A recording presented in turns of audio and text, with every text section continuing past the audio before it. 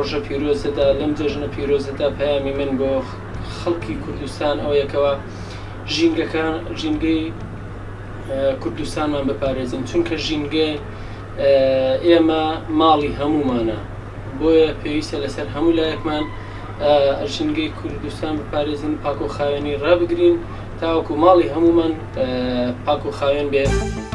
بە بۆنەی هاتنی جەژنی نەورۆز پیرۆزبایی خۆم لەسەر دەم کۆمەڵانی خەڵکی کوردستان دەکەم و پێویستە بۆ ئەم بۆنەیەش هەمومان هاوکاریەک بین بۆ پاک و خاوێن ڕاگرتنی ژینگەی کوردستان و ئەم بۆنەیەش شتێکی وا نیشان دەدات کە کورد نەتەوەیەکە کە دەرگای کراوەیە بۆ هەموو نەتەوەکانی تر. پیرۆزبایی جەژنی نەورۆز لە هەموو کوردێک دەکەم لە سەرتاسەری کوردستان، داوا لە هەموو وڵاتیان دەکەین ژینگە بپارێزێت. ژینگە زۆر پێویستە بپارێزێت لەبەر ئەوەی پاک و خاوێنی دەپارێزێت.